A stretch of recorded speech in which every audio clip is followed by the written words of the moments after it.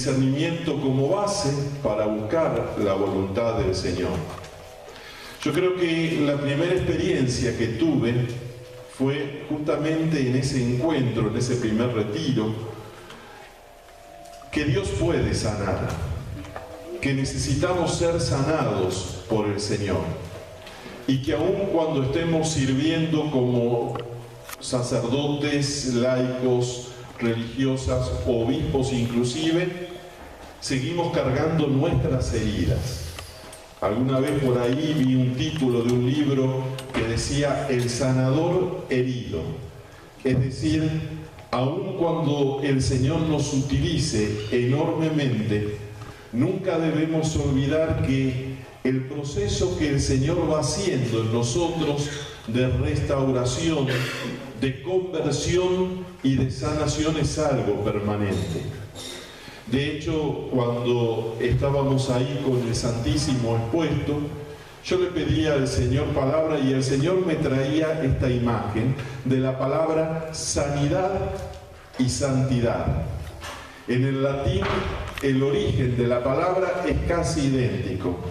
Y en el español, lo único que se le agrega es una letra y eso parece que cambia, pero sigue siendo la misma base. Estamos llamados a ser santos, pero junto con ese camino de santidad va el camino de sanidad, un camino de purificación, de conversión permanente. Y yo les propongo un texto bíblico que ustedes pueden tomar en algún momento para pedirle al Señor la gracia de que Él nos ayude a transitar cada día de nuestra vida lo que es este camino de sanidad. Y lo encontramos en el Evangelio de Marcos, capítulo 8, a partir del versículo 22. Marcos 8, 22 y siguiente. Es el ciego que lo llevaron a Jesús. Es el ciego por el que le pidieron a Jesús que lo sanara. Yo decía ayer reflexionando sobre este texto bíblico que tengo la impresión que este hombre mucho no quería ir con Jesús.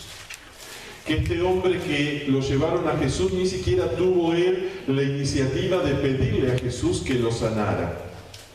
Han habido un grupo de amigos que intercedieron por él. Y es lo que también nosotros en nuestros grupos de oración, en nuestras comunidades, solemos hacer. Vamos nosotros, nos presentamos nosotros, pero también llevamos tantas personas que nos piden oración. Y también debemos llevar a aquellos que no piden oración, aquellos que están sin fe, que están sin entusiasmo, sin fuerzas. Vamos nosotros mismos con nuestras cargas y encima cargados con las cargas de los demás. Por eso también Dios quiere, para que seamos instrumento de bendición, bendecirnos a nosotros, pasar a través de nosotros. Y yo veo nuestro caminar en esta bendita corriente de gracia como una expresión de lo que hizo Jesús con este hombre.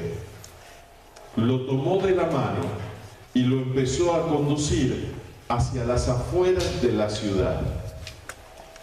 Yo pienso que cuando yo viví en Argentina, antes de venir a ese año y medio a Chile, había muchos retiros de la renovación carismática. Pero el Señor como que me sacó de mi país, me trajo aquí y quiso llevarme a esta experiencia profunda de un encuentro con Dios Espíritu Santo.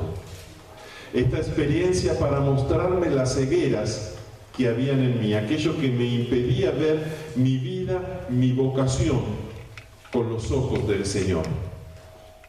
Yo te invito a que le hagas una petición a Dios cuando tengas un tiempo de oración personal, de reflexión, y es pedirle al Señor ver tu vida y tu servicio en la renovación carismática con los ojos del Señor.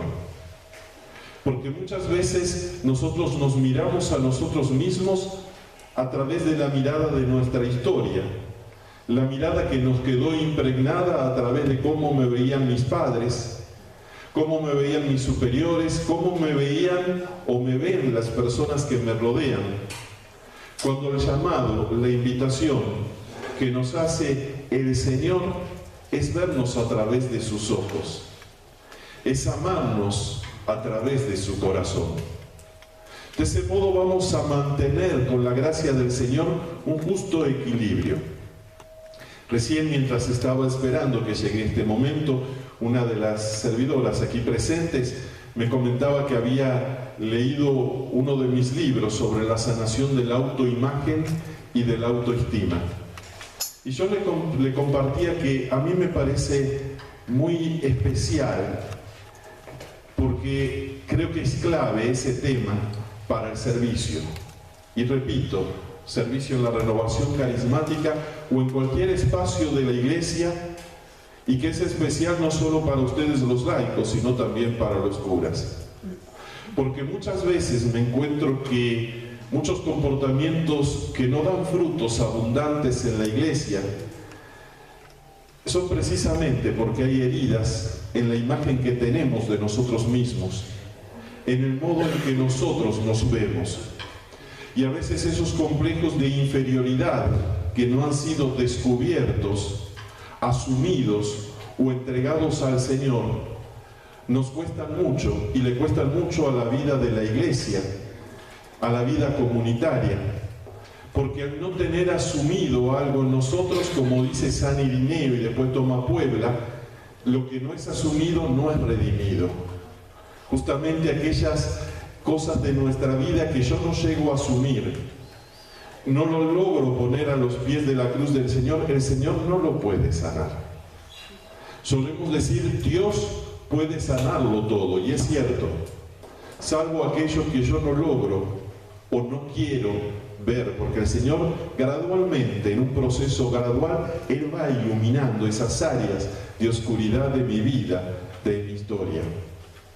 Por ejemplo, recuerdo muy fuerte el tema del perdón como algo clave para que el Señor pueda sanarnos, porque en ese retiro en Padre Hurtado a mí me venía mucho de perdonar a alguien que me había lastimado mucho, y de pronto por primera vez sentí como muy claramente el Señor que me decía al corazón: ¿y por qué no pides también tu perdón?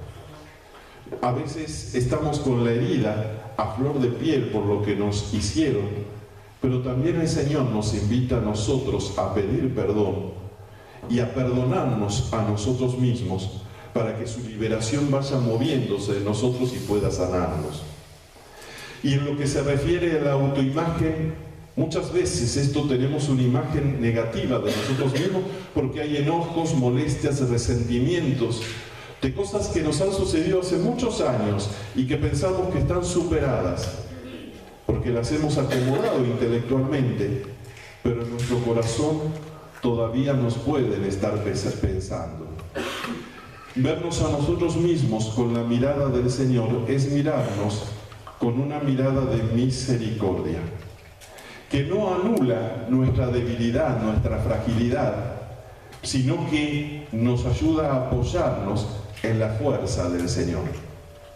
Si mi autoestima está baja, por debajo de lo normal, mi modo de pensar, de hablar, de actuar delante de los demás va a tratar de generar un mecanismo de compensación, y muchas veces puedo estar buscándome a través de un servicio, a través de una tarea, a través de un cargo, podríamos decir.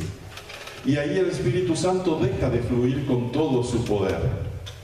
En cambio, cuando empezamos a descubrir